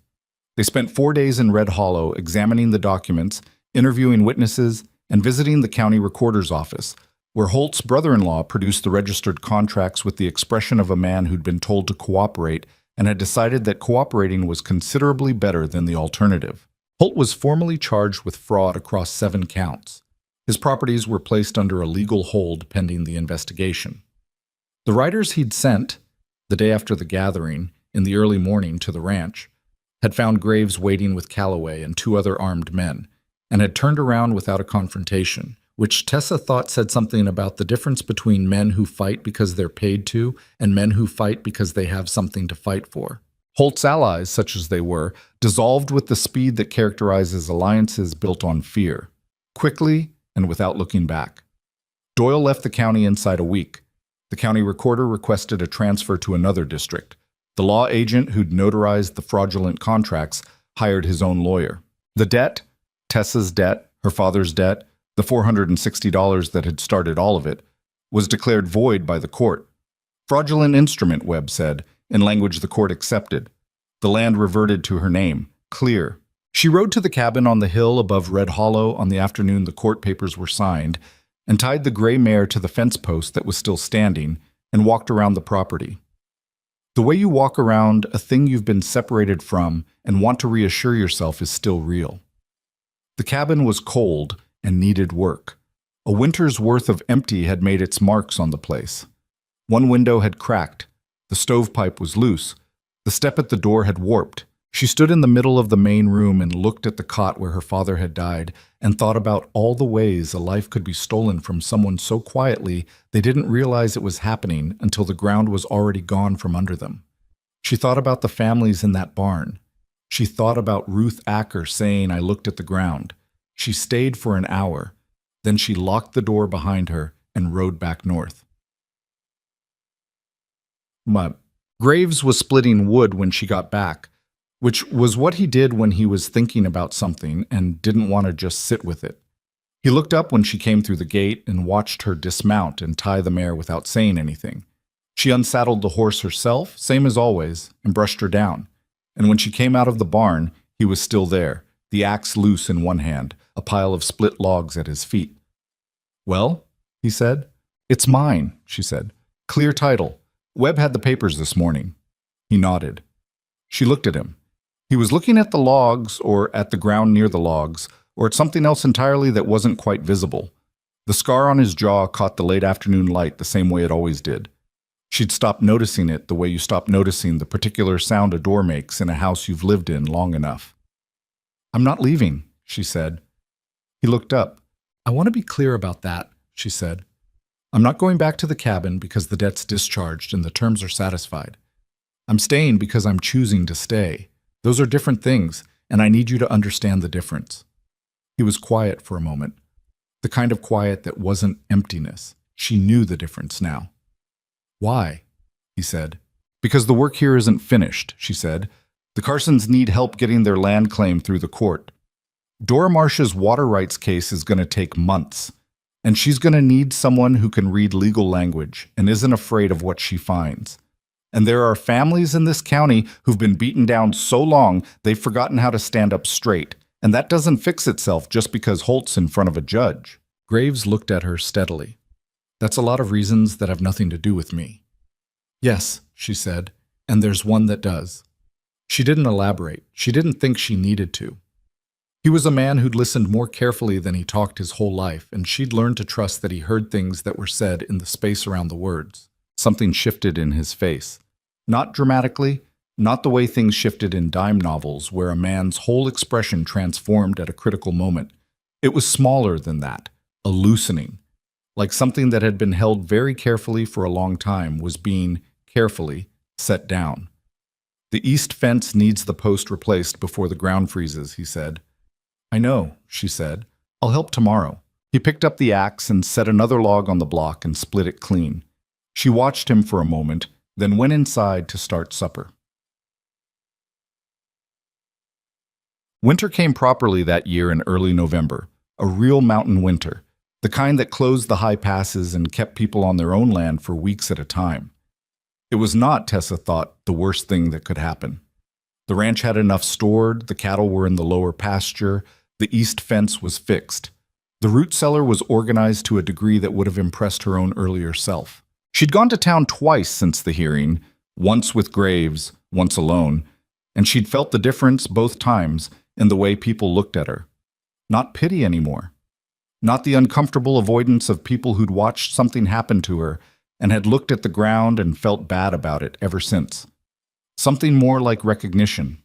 Something that said, "We know who you are now." She wasn't sure, honestly, which she found stranger, being looked at with pity or being looked at with respect. Neither was something she'd sought, but respect was more useful, and she could work with useful. Pete Calloway's older brother got his land claim filed through the county court, with Webb's help, and was awarded partial restitution from the freeze on Holt's assets. The Carsons were still fighting, but they were fighting on ground that had actual footing now. which was different from before. Dora Marsh's water rights case was moving. These things took time.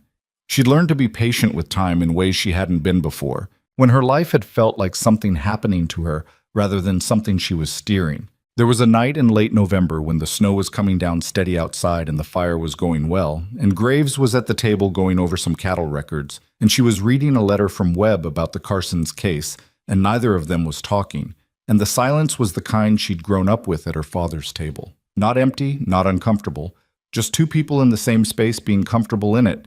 He looked up at some point and caught her looking at him, and neither of them looked away immediately, which was new. A few months ago, she'd have found reasons not to hold that particular kind of eye contact. But she'd been through too much with this man to pretend at distance that wasn't real anymore. "You're thinking," he said. "I'm always thinking," she said. "What about?" She looked at the letter in her hand and then back at him. "About how strange it is. All of it. I came out here expecting the worst possible version of a bad situation, and what I got was—" She gestured vaguely at the room, the fire, the ranch around them. This isn't what you expected," he agreed. "Neither are you." He looked at her for a moment. "That's supposed to be a compliment?" "I haven't decided yet," she said, which made something happen at the corner of his mouth that was the closest he came to an actual smile, and she'd learned to take it as one. She looked back at the letter. He looked back at the cattle records. The fire moved in the stove. Outside, the snow was accumulating quietly on the fence lines and the gate post and the roof of the barn where the horses were warm in their stalls. This was the thing nobody told you about surviving something. That surviving wasn't the end of it. That the harder part was figuring out what you were building in the space that survival made. She'd spent the autumn watching people in Red Hollow try to figure that out. How to stand up straight after years of being pushed down. How to trust their own judgment again. How to look at their land and their neighbors and themselves and believe that the ground was actually solid now, that it wasn't going to be pulled away again. She didn't have a clean answer for any of them. She'd figured out only this much, that the people who recovered were the ones who decided, at some point, to stop waiting for certainty before they moved forward. The ground was never going to be completely solid. There was always going to be something that could go wrong. Waiting for a guarantee before you invested yourself in anything was just another way of losing the time you had. Her father had known that, she thought. He'd built something on imperfect ground with imperfect means, and he'd put his name on a debt he couldn't pay rather than walk away from land he'd worked with his hands. That hadn't ended well. But the impulse behind it, the refusal to give up on a thing just because it was hard, that she recognized in herself. She'd always had it. It had just taken being stood on a porch and auctioned off to a crowd to make her understand that it was something worth keeping. Spring came eventually, the way it always does in mountain country, reluctantly, in fits and starts, with cold nights lasting well into April, and then one morning the light different, the ground thawing, the creek below the property running clear and fast with snowmelt. New families arrived in Red Hollow that spring, drawn by the land made available when Holt's holdings were broken up and distributed through the court proceedings. People who hadn't been part of what happened, but who arrived to find a town that was, for the first time in years, not organized around fear. Tessa watched them come in from the ranch road on an April afternoon. A wagon, a family with 3 children and too much luggage for the space they had. The kind of arrival that was equal parts hope and terror. She recognized that feeling. She'd had it herself, though her version had involved neither wagon nor choice. Graves came to stand beside her at the fence. "More coming next month," he said, "according to Calloway. We should get that north pasture fenced properly before summer," she said. "If we're going to run more cattle, we need the boundary clear." He looked at her sideways. "You said we." "I said we." He turned back toward the approaching wagon. She could see the small, complicated thing happening in his face that she'd become familiar with. The place where whatever he felt moved close enough to the surface to be visible before he settled it back down. He didn't settle it all the way back down this time. "I never expected this," he said. Not to her exactly, to the air, or the fence, or the distant wagon. "Which part?" He was quiet for a moment. "Any of it. This county being different. People trusting me." He paused. "You." She looked at the fence line rather than at him, which made it easier to say what she said next. "I didn't come here trusting you. You should know that." "I know that. And I'm not going to tell you I trust you completely now, because I don't think trust works that way. Like a box you check and then it's done. I think it's more like what we've been doing all winter. You show up day after day and you do what you said you'd do, and that accumulates into something. He was listening. She could feel it without looking at him. But what's accumulated, she said, is enough. For me. Right now. That's what I can tell you. The wagon was close enough now to see the children clearly. 2 boys and a girl. The girl standing in the wagon bed holding the side rail, looking at the country around her with the wide-open expression of someone seeing something completely new. Tessa watched her and thought about arriving somewhere unfamiliar and not knowing yet what it would ask of you or what you'd find yourself capable of giving. "Is it enough for you?" she said. Graves was quiet long enough that she looked at him. He was looking at the wagon, or past it, at something in the middle distance that had its own geography. "Yes," he said. "More than." The children's voices carried across the spring air. The boys arguing about something. The girl telling them to stop in a voice that suggested she said it often.